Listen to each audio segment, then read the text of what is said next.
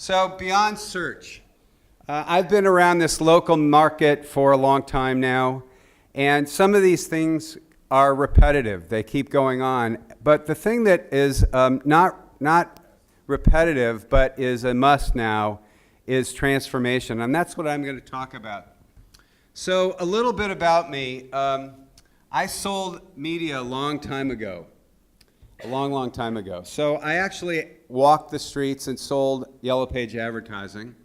I did serve as president of BIA Kelsey. I've been in this local media sector for about 20 years. I'm a board advisor to Buzzboard and a couple other little startup companies. And from that picture, you can figure out 3 more things about me. What are they? I like to play golf. What's that? Art? I don't know about art. Yeah, I like art.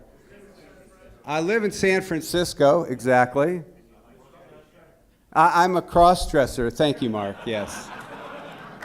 No. The third thing is I like Caddyshack, the movie. So those are 3 things about that picture and about me. So transformation.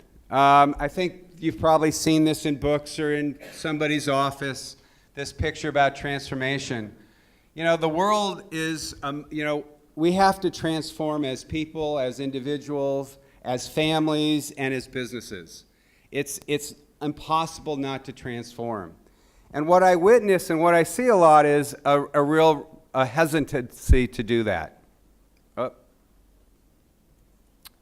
So, who said these quotes here? First one, when you're finished changing, you're finished. Anybody want to take a guess? Mark? No?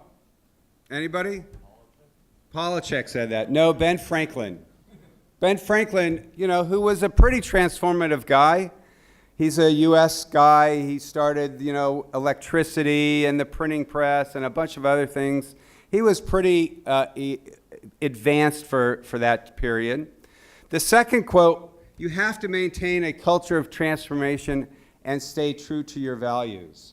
That's a more modern day guy named Jeff Weiner, who runs LinkedIn. How many of you use LinkedIn? Everybody. He's built a fantastically good company. So transformation is a must. Change and transformation is a must. And sadly, what I witness is a lot of people, a lot of companies like to stick their head in their sand and hope that this is going to go away. So that's where the opportunity is. It's really to transform. That's where where everything starts to happen. So a lot of things are undergoing transformation today. We once probably in this very city, people moved around like this way, horse and buggy. And how many of you are driving this kind of car today? Any of you driving a Tesla? Come on. Well, in California, that's all you see these days. In Santa Monica, in the Bay Area, it's like Tesla mania. It's the new iPhone thing. You used to have an iPhone to be cool in California. The stakes have gone up. You have to have a Tesla to be exciting in California. But the next thing is self-driving cars. So, the transformation from the Tesla to the self-driving car, that's a tremendous transformation on how we get around. From the combustion engine to an electronic car and then to a car that drives itself. I mean, that whole industry is going through massive transformation every day. Every single day. Big industry, big hardware, having to transform radically overnight. The world out there, though, is extraordinarily crowded.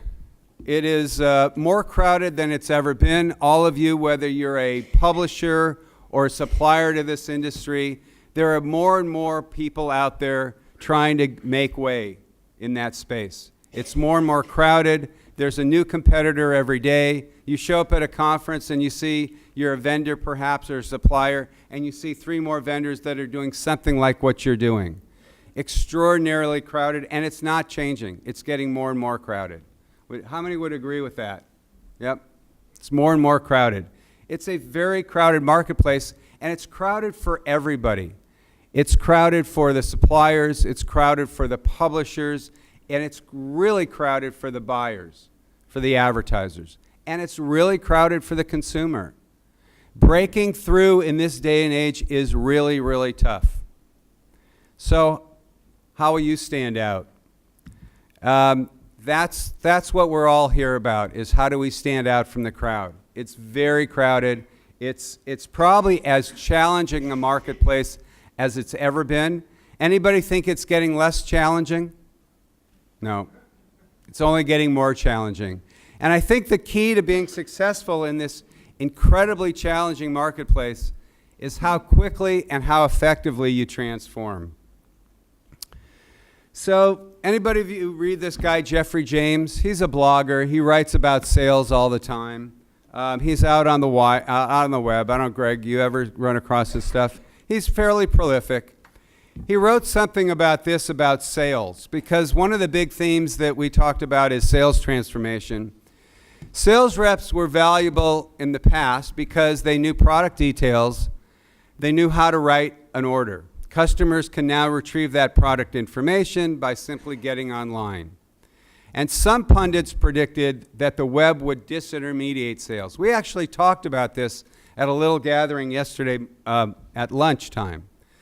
Well, the other side of that is that that didn't really happen yet.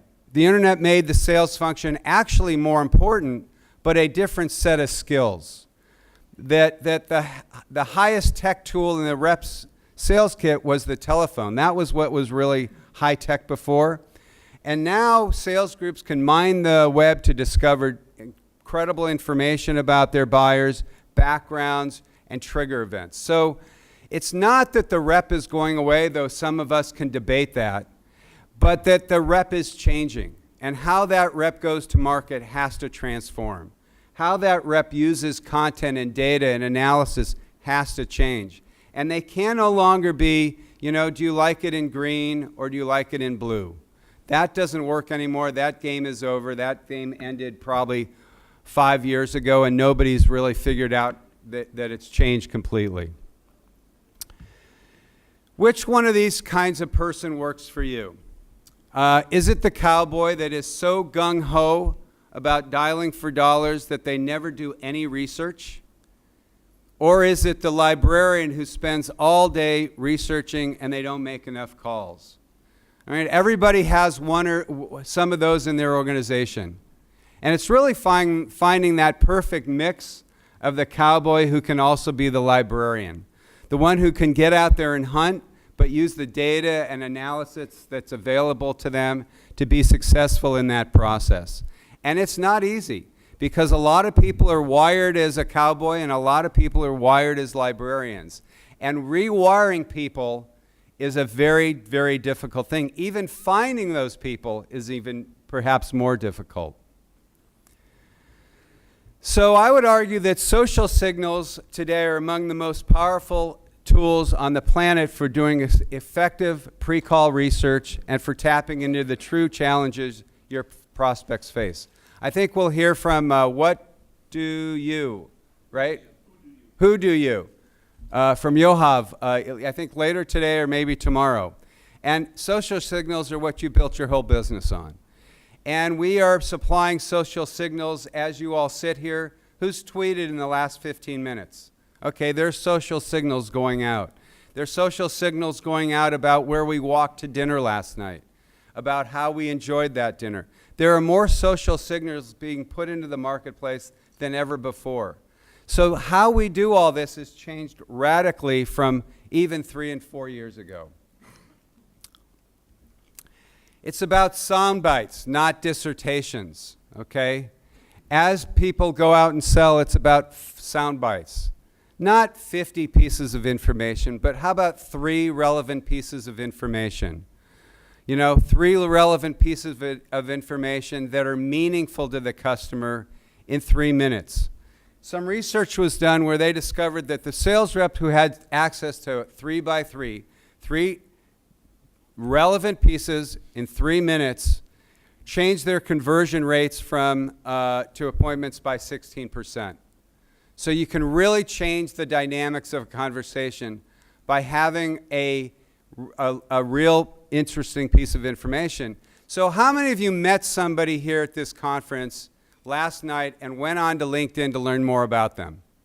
Come on, nobody's done that? Everybody does that, right? That's what we do. So we can have a more intelligent conversation the next time we meet that person. And we can look back in their background and wonder, oh, they worked at that company and I worked at that company. That's a more engaging conversation than the next day to go see that same person and say, oh, hello, I didn't learn anything about you in the last 24 hours. I haven't advanced this conversation. There's so much content and data out there to advance these conversations, to make all these conversations way more compelling. I learned something about Patrick, who I met. He says he didn't see me here in Ireland 4 months ago, but I think you did a bike ride. Did you do that bike ride? Is that you? Yeah. And so, you know, I wanted to have that conversation with you because I found that out on the web. It's really fantastic what you can find out about people because I have personal experience with that same thing. And you know, the stuff you find out about people out on the web changes the whole conversation of what you can talk about. And you can move it from a strictly business conversation into something that's more engaging and more insightful ultimately. So the web is a fantastic way to have engaging conversations.